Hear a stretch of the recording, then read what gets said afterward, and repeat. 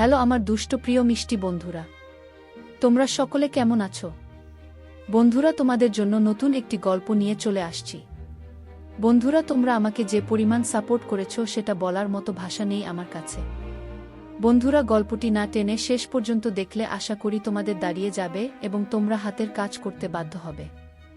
চলুন বন্ধুরা, গল্পটি শুরু করি। নীরদ আমায় বলল তার বিয়ে ঠিক হয়েছে। ও নাকি আমায় ভুলে যেতে চায়। তুমি জোক করতেছ তাই না? নীরা, না, আমি জোক করতেছি না, আমি সিরিয়াস।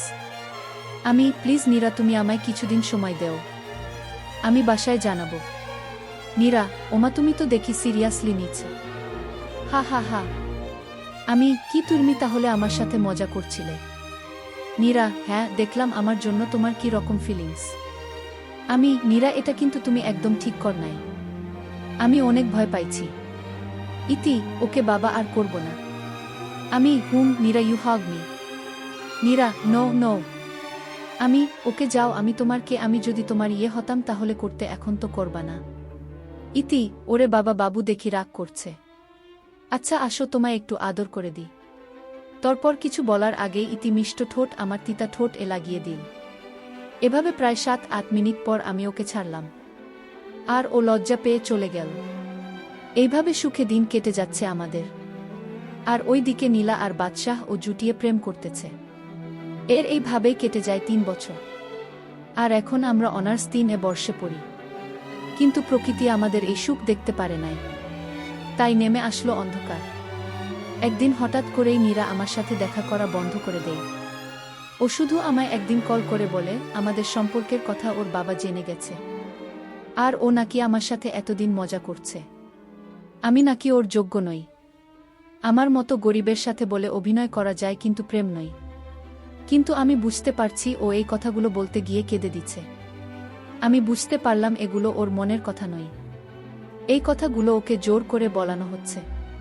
তাই আমার মনে কোনো দুঃখ নাই, কারণ আমি জানি ইতি আমায় ছাড়া অন্য কারোকে বিয়ে করতে পারেই না। আর আমি বাদশাহের কাছে গিয়ে সব বললাম। ও বলল, দোস্ত, আমার বিপদের সময় যে তুই আমায় সাহায্য করেছিলি তা আমার মনে আছে। তাই আমি তোকে এই বিপদে একলা পেলে কি করে যাব বল? দোস্ত, বুঝলাম না তুই কি বলছো। বাদশাহ, তুই নিজেকে কি ভাবিস তুই দিয়ে যাবি আমি নিয়ে যাব, তোকে কি কিছু দিবে না? মানে হলো, তুই যখন আমায় বললি আমাদের বাড়ি দেখাতে তখন আমার সন্দেহ হলো, তাই তোকে রোজ ফলো করতাম। আর তখন বুঝলাম তুই কে। আর মেইন কথা হচ্ছে, যেদিন তুই আমাদের দলিল পিরায় দিলি সেদিন তোর গলার লকেটটা দেখেই আমি চিনে পেলেছি কে তুই। আর নীলা, ও যে তোর চাচাত বোন, ওইটাও জেনে গেছে। ও আমায় সব বলে দিয়েছে। আচ্ছা দোস্ত, সব যেহেতু জেনে গেছস তাহলে এখন বল উপায় কি? বাদশাহ, দোস্ত, চিন্তা করিছ না, রাতে ওদের বাসায় যাব। আমি আর নীলা পাহারা দ্বীপ, তুই ওর সাথে কথা বলে আসবি। ধন্যবাদ দোস্ত। বাদশাহ, আরে বেটা, বন্ধুদের সরি থ্যাঙ্কস এগুলো বলতে হয় না। ওকে বাবা, ওকে। বাদশাহ, দোস্ত, তাহলে এখন আসি। রাতে ওদের বাসার সামনে আসিস, ওইখানে দেখা হবে। এরপর রাতে আমরা 3 জন ওদের বাসায় গেলাম। আমি ওর বেডরুমে গেলাম, আর বাদশাহ আর নীলা পাহারা দিচ্ছে। আমি গিয়ে দেখলাম ও ঘুমাচ্ছে। কি নিষ্পাপ চেহারা! আমি ওকে ঘুমন্ত অবস্থায় দেখে আবার প্রেমে পড়ে গেলাম। আমি ওকে জাগালাম। ও আমায় দেখে অবাক হয়ে গেল। নীরা, তুমি এখানে কেন? তোমায় অনেক দিন দেখি নাই, তাই দেখতে আসলাম। নীরা, দেখা হইলে যাও, ধরা খেলে ওরা তোমাকে মেরে ফেলবে। কারা? নীরা, আব্বুর লোকেরা। আগে বলো, তুমি আমায় ভালোবাসো কিনা? নীরা, তোমায় ছাড়া আর কাকে বাসবো? তাহলে ফোনে ওইগুলো বললে কেন? নীরা, তখন বাবা সামনে ছিল, আর বাবা যা যা শিখাই দিছিল তা বলছি। ওকে। তাহলে আছো, আসি, বাসর ঘরে দেখা হবে। ইতি, মানে তুমি বাবাকে কি করে রাজি করবে? ওইটা আমার ব্যাপার। নীরা, আচ্ছা, দেখা যাবে। এখন যাও, কেউ দেখে পেলার আগে। ওকে, বাই। এরপর আমি আমার বাবাকে বললাম আমি ওকে পছন্দ করি। ওরে বিয়ে করতে চাই। বাবা, সূর্য আজ কোন দিকে উঠছে? এতদিন তো আমি আর তোর মা তোরে বিয়ে করানোর জন্য পাগল হয়ে গেলাম, তবুও তো করলি না। তারপর বাবাকে সব বললাম। তারপর বাবা বলল, চিন্তা করিছ না, আমি আজই যাব বিয়ের প্রস্তাব নিয়ে। ও বাবা, তুমি আমার লক্ষ্মী বাবা। এরপর বাবা ওদের বাসায় বিয়ের প্রস্তাব নিয়ে যায় আর ও রাজি হয়ে যায়। কারণ এত বড় বিজনেসম্যান এর ছেলের সাথে বিয়ে হবে বলে কথা। তারা যেন হাতে আকাশের চাঁদ পাইছে। এরপর বিয়ের দিন তারিখ ঠিক করে এসে আব্বু আমায় বলল, বিয়ে সমনের মাসের 1-2 তারিখ। তার মানে হাতে এখনো 2-8 দিন বাকি আছে। এই কয়দিনে অনেক কাজ বাকি। আগে আমায় জানতে হবে মতিঝিল অফিসের ম্যানেজারের ছেলে এত টাকা পায় কোথা থেকে। তারপর আমি মতিঝিল অফিসে গিয়ে দেখলাম প্রত্যেক ফাইলে অনেক গরমিল রয়েছে। প্রায় 8-7 কোটি টাকা গরমিল রয়েছে। আমার জানামতে ম্যানেজার বাবার খুব বিশ্বস্ত লোক, তাই বাবা তার থেকে কোনো হিসাব নেই না। আর সে ম্যানেজার বাবার সাথে বিশ্বাসঘাতকতা করছে। তারপর আমি বাবাকে সব খুলে বলি। তখন বাবা বলল, কি বলছো, উনি খুব ভালো লোক। আগে তুমি এসে দেখ। তারপর বাবা এসে দেখে সত্যি এই অবস্থা। তারপর তাদের বিরুদ্ধে মামলা করা হয় এবং তাদের সমস্ত টাকা আমাদের দিয়ে দেওয়া হয়। কারণ আমাদের প্রায় 8-7 কোটি টাকা ওরা আত্মসাৎ করেছে। এরপর সব ঝামেলা শেষ করে নীরাকে কল দিলাম। নীরা, প্রিন্স, জানো বাবা আমার বিয়ে ঠিক করে ফেলেছে। সামনের মাসে আমার বিয়ে। তো বিয়ে করো। আমি কি করতে পারি? নীরা, কি বলো এগুলো? আমি তোমায় ভালোবাসি। কিন্তু আমি বাসি না। তোমায় কল দিচ্ছি এটা বলতে আমাদের মধ্যে আজ থেকে কোনো সম্পর্ক থাকবে না। আজ থেকে ব্রেকআপ। নীরা, কি বলতেছে এগুলো? আমি তোমায় ছাড়া বাঁচব না। তুমি বাঁচলে কি মরলে তাতে আমার কিছু যায় আসে না। নীরা, আসলে তোর মতো ছোট লোকের সাথে প্রেম করাটা আমার উচিত হয় নাই। এখন বুঝলে ফোনটা রাখি। এরপর ফোনটা রেখে পৈশাসিক একটা হাসি দিলাম। মেয়েটা খুব অভিমান করছে মনে হয়। থাক, অভিমান করুক, বাসর রাতে আদর করে সব বুলিয়ে দিব। এরপর বিয়ের দিন আসলো। বিয়ে করার পর আমি এখন বাসর ঘরে। দেখলাম ইহা বড় এক ঘোমটা দিয়ে বসে আছে নীরা।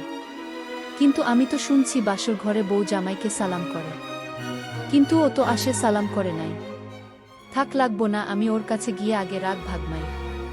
কিন্তু ওর কাছে আসতেই ও চাকু বের করে বলল, আমার কাছে একদম আসার চেষ্টা করবেন না। কেন? নীরা, আমি একজনকে ভালোবাসি। তাকে ছাড়া আমি কাউকে জীবনসঙ্গী হিসেবে গ্রহণ করতে পারবো না। কাকে? নীরা, প্রিন্স নামের একটা ছেলেকে। তাহলে আমি কে? নীরা, মানে? আমার দিকে তাকাও। নীরা, তুমি? হ্যাঁ আমি। নীরা, কিভাবে সম্ভব হলো এটা? তারপর আমি তাকে সব বললাম। নীরা, এবার তোমাকে শাস্তি পেতে হবে। কেন? নীরা, আমাকে কাঁদানোর জন্য। কি শাস্তি দিবা? নীরা, সারা রাত কানে ধরে দাঁড়াই থাকবে। দূর আগে বাসর করি, তারপর আর কি লাইট অফ করে। খোঁজ নিয়ে জানতে পারলাম এই ছেলেটা তো আমাদের মতিঝিল অফিসের ম্যানেজার এর ছেলে। মনে মনে ভাবলাম, আজকাল এরকম ছেলে ও গরিব বড়লোকে ব্যবধান দেখে। তো মনে করেছিলাম অনেক বড় কোনো পরিবারের ছেলে হবে। যাক, ওর বিষয়টা পরে দেখব। এখন মেয়েটার পরিচয় জানতে হবে। মেয়েটার ফ্যামিলি সম্পর্কে জানতে হবে। মেয়েটার ফ্যামিলি খবর পেয়ে আরও অবাক হলাম। মেয়েটার বাবা মা নেই, ও এখানে একা থাকে। তাও আবার শুনলাম মেয়েটা নাকি মাঝে মধ্যে ছেলে নিয়ে এসে রাত কাটায়। এগুলো শুনে আমি অবাক না হয়ে পারলাম না। ওর মতো একটা মেয়ে এই রকম দেমাক। কথায় আছে, খালি কলসি বাজে বেশি। এই খেরে ওটা হয়েছে। যাক, এটা ভেবে খুশি লাগছে আমার দোস্ত এইরকম মেয়ে থেকে রক্ষা ফেল। তারপর আমি কলেজ গিয়ে বাদশাহকে সব বললাম। বাদশাহ, দোস্ত, ওই পালতু মেয়ের কথা আর বলিছ না। ওকে দোস্ত, তোর জন্য একটা মেয়ে পছন্দ করছি। বাদশাহ, না রে দোস্ত, আমার দ্বারা আর প্রেম হবে না। আরে দূর বেটা, মেয়ে দেখলে তুই চোখ ফেরাতে পারবি না। খোঁজ নিয়ে জানতে পেরেছি ওর মতো ভালো মেয়ে হয় না।